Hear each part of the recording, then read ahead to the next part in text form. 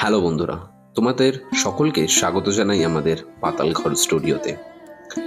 শ্রাবণ মাসে শিব ঠাকুরের মাথায় জল ঢালার রীতি শুরু হলো কি করে, জানেন কি আপনারা? তো চলুন আজকের ভিডিওতে এই বিষয়ে কথা বলা যাক। এ বিষয়ে জানতে হলে ভিডিওটা মনোযোগ সহকারে শেষ পর্যন্ত দেখুন, এবং ভিডিও যদি ভালো লেগে থাকে তো অবশ্যই লাইক, শেয়ার এবং সাবস্ক্রাইব কিন্তু করতে ভুলবেন না। শ্রাবণ মাসে শিব ঠাকুরের মাথায় জল ঢালার অনেক গল্প, অনেক কাহিনী রয়েছে। সেসব হলো জনশ্রুতি, নয় পৌরাণিক গোজামিল। কেউ বলেন শ্রাবণ মাসে নাকি দেবতা ও অসুরদের সম্মিলিত প্রয়াসে সমুদ্র মন্থন হয়েছিল। সমুদ্র থেকে অমৃতের কলসি ওঠার আগে উঠেছিল তীব্র হলাহল, অর্থাৎ বিষ। সে বিষ এতটাই তীব্র ছিল যে সে সমস্ত সৃষ্টিকে নষ্ট করে ফেলার ক্ষমতা রাখত। সৃষ্টিকে রক্ষা করতে এগিয়ে এসেছিলেন শিব। সেই বিষ কণ্ঠে ধারণ করে তিনি নীলকণ্ঠ হয়েছিলেন। তাই বিঘ্ননাশা শিবকে এ সময় বিশেষভাবে অর্চনা করা হয়। শিব যেমন নিজের বিষ ধারণের কষ্ট সয়ে জীবন ও জগৎকে রক্ষা করেছেন, তাই শিবের ভক্তরাও পায়ে হেঁটে কাঁধে বাঁক নিয়ে শিব ঠাকুরের বিশেষ করে পুজো করেন।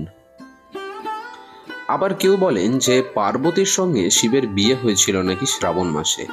ফলে যে নদী থেকে কলসি ভরে জল আনেন ভক্তরা, এ আসলে বিয়ের আগের জল সইতে যাওয়ার অনুষ্ঠান।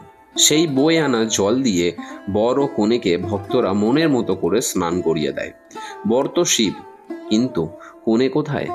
কনে পার্বতী বা উমা হপ্তায় একদিন শিবের সঙ্গে অবস্থান করেন, সোমবার। সোম কথার মানে হলো উমার সঙ্গে শিবের অবস্থান। তাই সোমবারেই শিবের মাথায় জল ঢালা, অর্থাৎ শিবকে স্নান করানোর দিন। এদিন ভক্তরা শিব ও পার্বতীকে একসঙ্গে স্নান করিয়ে যেমন পূর্ণ অর্জনের চেষ্টা করেন, তেমনি পৌরাণিককালে সংগঠিত শিব ও পার্বতীর বিয়ের বার্ষিক পালন করেন। স্নাপন অনুষ্ঠানটি পুনঃচিত্রিত করেন। এবার আসি বেদ প্রসঙ্গে। বেদের শিবের নাম রুদ্র। তিনি তখন বজ্রের দেবতা, ফলে তার অধীনে মেঘ ও বৃষ্টি। বেদের যুগে বেদ শিক্ষিত ব্রাহ্মণ ও ক্ষত্রিয় সমাজের বাইরে যে বৃহৎ জনগোষ্ঠী, তাদের কাছেও মেঘ ও বৃষ্টির দেবতা হিসেবে এই দুই শ্রেণীর হাত ধরে মহাদেবের কাছে পৌঁছে গেলেন। বেদের প্রকৃতি ও নিরাকার সাধনা লোক সাধারণের কল্পনা থেকে সাকার রূপ পেল। তার চোখের সামনে দাঁড়িয়ে পাহাড় আর পর্বতের শৃঙ্গ। দেখেছেন শৃঙ্গের দিকে মেঘগুলোকে ধেয়ে আসতে, শৃঙ্গের গা ছুঁয়ে ঝরে পড়তে। তারা মনে করেছিল পাহাড় বা পর্বত আসলে সেই বৃষ্টির দেবতা, যিনি মেঘদের টেনে এনে বৃষ্টিপাত ঘটান। ফলে শুরু হলো রুদ্র হিসাবে সেই পাহাড় ও পর্বতের পুজো।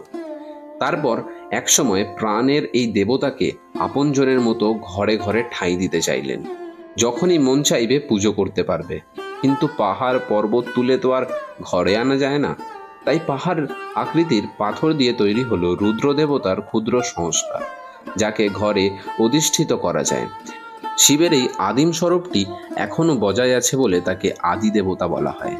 পৌরাণিক যুগে আদি দেবতা শব্দটিকে গুরুত্ব দিয়ে তৈরি হয়ে গেল সৃষ্টির আদি অন্তর শিবের উপস্থিতি উপাখ্যান। যাই হোক, প্রকৃতির নির্ভরতার যুগে প্রকৃতির খামখেয়ালের সময় বৃষ্টি না হলে মানুষের মনে হয়েছিল যদি শিবরুদ্রের হয়তো ভুল হয়েছে বৃষ্টি আনার কথা, তার মাথায় বাড়িপাদের মধ্যে দিয়ে তাকে স্মরণ করিয়ে দেওয়া উচিত তার অবশ্য কর্তব্যের কথা। এভাবেই হয়তো ধীরে ধীরে শিবের স্নান উপাসনার রীতিটি গড়ে উঠল, এবং তা বর্ষার মরশুমে।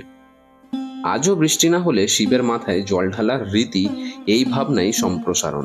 শিবের আদি পাহাড় রূপটিকে লিঙ্গরূপ হিসাবে তুলে ধরা কিন্তু পৌরাণিক যুগেরই কারসারি, এবং সেখানেও বৃষ্টি ও সৃষ্টিকে প্রজন্মের সঙ্গে মিলিয়ে তৈরি করা গেল তত্ত্ব। শিবের থানে ভিড় বাড়ল বিবাহ উন্মুখ কুমারী আর সন্তানকামী নারীদের। এইভাবেই শ্রাবণ মাসে শিবের মাথায় জল ঢালার রীতি শুরু হলো। তো বন্ধুরা, তোমরা কি মনে করো এই শিবের মাথায় জল ঢালার রীতি নিয়ে? অবশ্যই কিন্তু আমাদের কমেন্ট করে জানিও। ভিডিও যদি ভালো লেগে থাকে তো অবশ্যই কিন্তু লাইক, শেয়ার এবং সাবস্ক্রাইব করতে কিন্তু ভুলো না। আজকের মতো এই পর্যন্তই। তোমাদের সাথে দেখা হবে পরের আরও একটা কোনো রহস্যময় ভিডিওতে। ততক্ষণ ভালো থাকো, সুস্থ থাকো এবং আমাদের সঙ্গে থাকো। ধন্যবাদ।